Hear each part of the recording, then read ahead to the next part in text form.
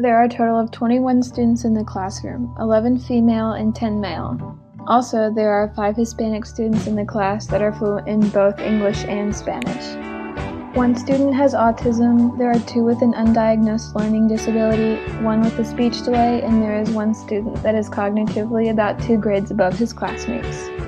All students are about 5 to 6 years of age. The school is a Title I school, and 67% of the population is considered low socioeconomic status. There's also a good amount of technology available in the classroom. My teacher uses a bell to get students' attention and utilizes stations for students to work in groups, independently or one-on-one with the teacher. Those are just 2 examples of how she manages her classroom.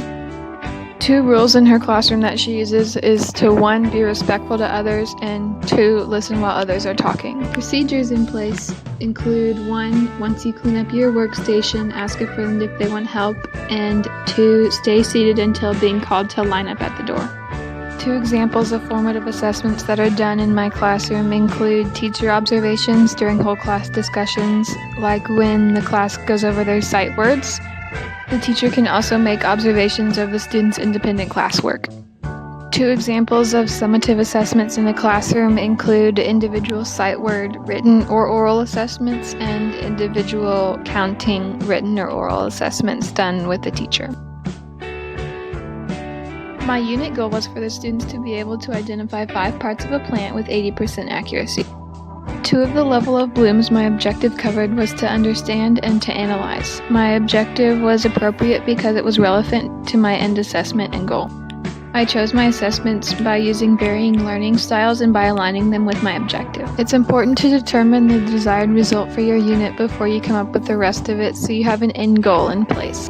It is important to analyze pre-test scores to see what your students may already know and what they don't know at all.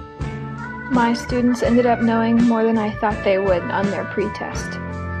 You use your pre-test results to plan for and make a note of what the students struggled with the most. Then when you teach, you can emphasize those parts in your lesson.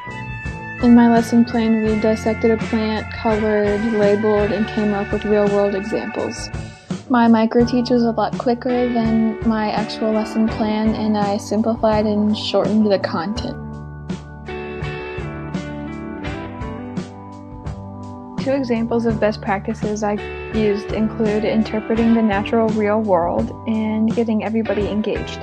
My post-test results came back better than my pre-test results, and if students do not master the content, you as the teacher will analyze where they fell short and use more time to reteach that. From using backwards design, I learned that lesson planning and unit planning comes more naturally when you identify a clear end goal, and it's easier to stay focused on that goal.